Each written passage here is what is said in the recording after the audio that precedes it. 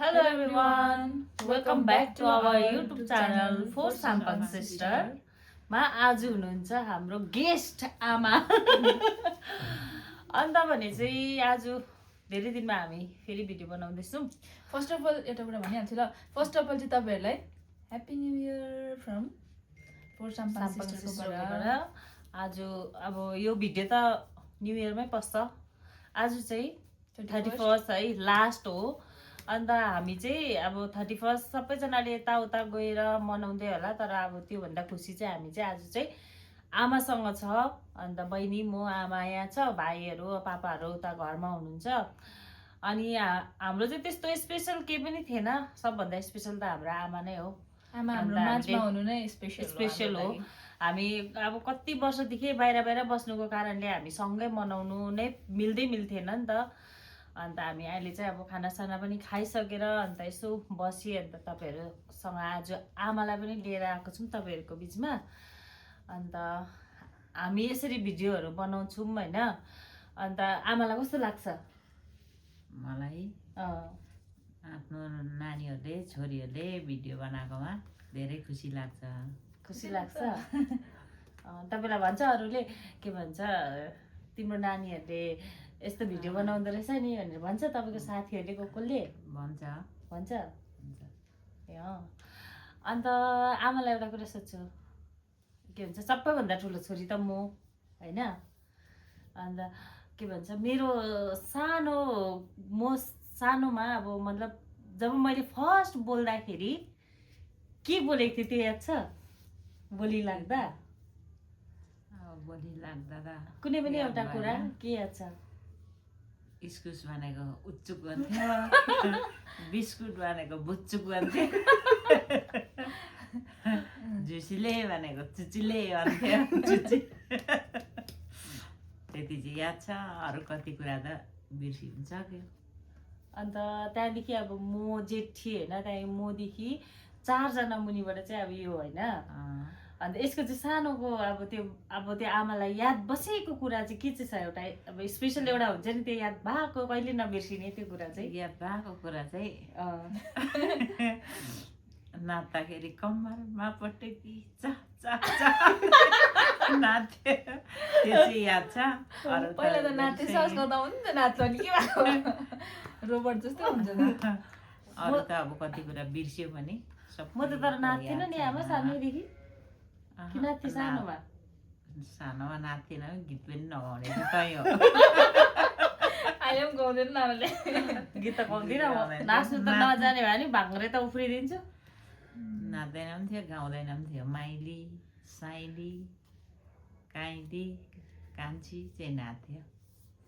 अन्त के भन्छ अब हामी त्यस्तो साह्रो डिफ्रेन्ट छैन होइन। हामी अब मतलब भाइहरू त अलिक डिफ्रेन्ट उयो नै छ, अब धेरै सानो छ होइन।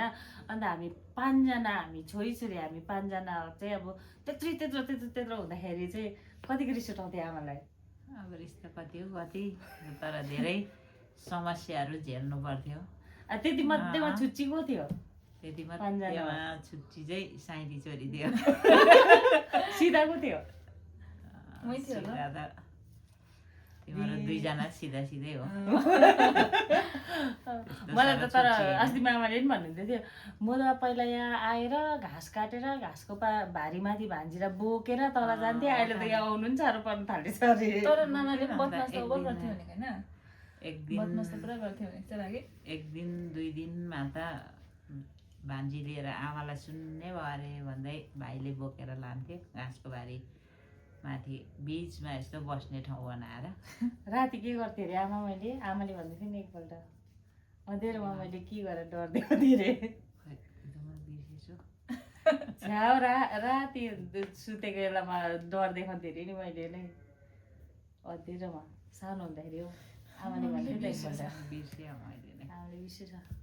कुकुरलाई भात दिनु भने चाहिँ के गरेर? कुकुरलाई भात ला, यो कुकुरलाई भात दे लगेर भनेर लगेर भाँडै राखिदिन्थ्यो कुकुरलाई बाहिर, एक भाँडा नै भात। त्यति बेला चाहिँ पापा आमा म मात्रै थिएँ अरे नि कि 3 जनालाई पकाएको भात थियो अरे हो। 3 जनालाई पकाएको भात सानो भाँडामा। अन्त कुकुरलाई भात लगेर दिदे भनेर चाहिँ त्यो तलको ब्रोन्साइला मामाले भनेको थियो, उसले लगेर भाँडै राख्दैछ। सधैँ आएर पैसा दिन्थ्यो उसले पैसा मागेको होला पैसा क्या हो पैसा क्या हो सानोदेखि तर म चाहिँ पुरा बोल्ने आयामा बोल्ने कुद्ने जतासुकै कति महिनामा हिँड्ने गरेँ म चाहिँ 10 महिना आधा टुङटुङै कुदेको अलिअलि त 7-8 महिनादेखि नै अलिअलि त हिँडेको 7 महिना नानी त कसै नानी त बस्नु पनि सक्दैन के को बस्नु 5 महिनादेखि त बसेको 5-6 महिनादेखि त 7-8 महिनामा त यस्तो के समाउँदै हिँडेको 10 महिना त खुरुङमा आमै पछि कुद्ने नातिनी अगाडि कुद्ने गएको पो भनेको गएको पो मलाई चाहिँ नमारी भएन भन्दै आमा पछि भेटेर अब बिचरा बुढी मान्छेले तर मलाई त यो जन्मेको त याद छ त म जन्मेको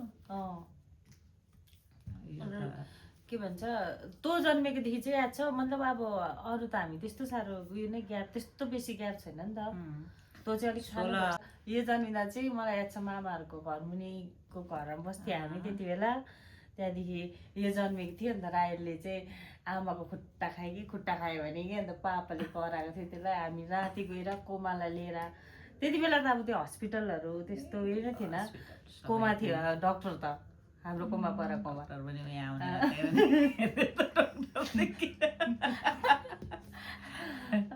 जान्ने अहिलेको बुढ्यौली अन्त कोमालाई लिएर आयो हामीले बत्ती लडाउँदै भएर बत्तीमा लिएर त्यहाँ यो जन्मेको थिएन त मलाई अहिलेसम्म यसको चाहिँ के चाहिँ याद हुन्छ सानोको भन्दाखेरि चाहिँ यो चाहिँ सानो थियो अन्त के भन्छ यसको एउटा उयो जामा थियो फुल भएको अन्त फिल्टर पनि थियो यस्तो गरेर फोटो खिचेको फोटो पनि थियो नि यसको चप्पल जुत्ता पनि थियो पिङ्क कलरको प्यान्ट बस्ने त्यसको पनि त्यो जुत्ताको हामीले निकालेर बजाउँथ्यो त्यो बत्थ्यो नि त कुल्चिँदा बत्थ्यो होइन अन्त हामीले चोरेर निकालेर बजाउँथ्यो पिङ्क कलरको फिल्टर थियो जामा चाहिँ पर्पल कलरमा चाहिँ सानो फुल भएको मैले फोटो देखेको थिएँ त्यो फोटो कहाँ हराएर त्यो हरायो अन्त एउटा रोशनीको मजाको थियो हातमा यस्तो काङ्गे भयो त्यो यस्तै खालको भन्दा पनि अझै लामो हुन्थ्यो भुतले सुट लगाएको त्यो पनि मैले के भन्थेँ अरे आमा तिङ्गीको लेप्चाहरू आउँदाखेरि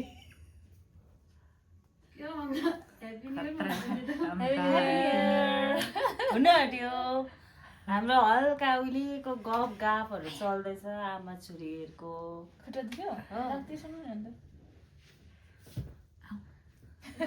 आमाले अघिदेखि आएन भन्दै थियो सुन्ने भयो अरे अन्त चाहिँ हाम्रो हल्का गफहरू यस्तै थियो होइन अन्त अब हामीले यो अलमोस्ट हामीले 2 साल जस्तो भयो युट्युबमा भिडियोहरू बनाउनु थालेको पनि है तर अब हामीले त्यस्तो साह्रो अब ग्रो गर्नु चाहिँ सकेको छैनौँ तर हामी ट्राई गर्दैछु है तपाईँहरूले ट्राई गरिरहेको छौँ तपाईँहरूले सपोर्ट गर्नुभयो भने सायदै अब यो 26 देखि अझै मजाले राम्रोसँगले ध्यान दिएर काम गर्ने सोचेको छौँ है अन्त तपाईँहरूले साथ सपोर्ट दिनुभयो भने सायदै अगाडि पनि बढ्छौँ होला आशा छ कोसिस पनि छ अन्त तपाईँहरूलाई अब भिडियो हाम्रो कस्तो लाग्छ अनि कस्तो प्रकारको भिडियो बनाउनु त्यो सजेस्ट पनि गर्नु सक्नुहुनेछ अन्त के गर्नु आमा हामी भिडियोहरू यो कन्टिन्यू गर्नु कि होइन गर्नु राम्रो लाग्छ होइन राम्रो लाग्छ प्रब्लम त छैन होला नि प्रब्लम त छैन साथीभाइहरूले हेर्छ बनाउँदो रहेछ नानीहरूले भन्छ मसँग कुरा गर्छ अन्त त्यस्तो नै हो अन्त त्यहाँदेखि सबैजनालाई हाम्रो जति पनि है अहिले पनि 10,500 त मेम्बर हुनुहुन्छ हामीसँग होइन युट्युब फ्यामिली तपाईँहरू सबैजनालाई हाम्रोबाट ह्याप्पी न्यू इयर है नयाँ साल एकदम राम्रो बितोस् होइन पुरानो सालमा जे जस्तो भयो त्यो सबैलाई तपाईँहरूले छोडेर होइन नयाँ सालमा चाहिँ हरेकजनाको एकदम सोचेको कुराहरू पुरा होस् होइन सञ्च सुविस्ता होस् हाम्रोबाट हाम्रो फ्यामिलीबाट तपाईँहरूलाई ह्याप्पी न्यू इयर अब हामी फेरि चाँडै भेट्नेछौँ अर्को ब्लगमा बाई बाई कस्तो भयो आमाले काकी कस्तो यो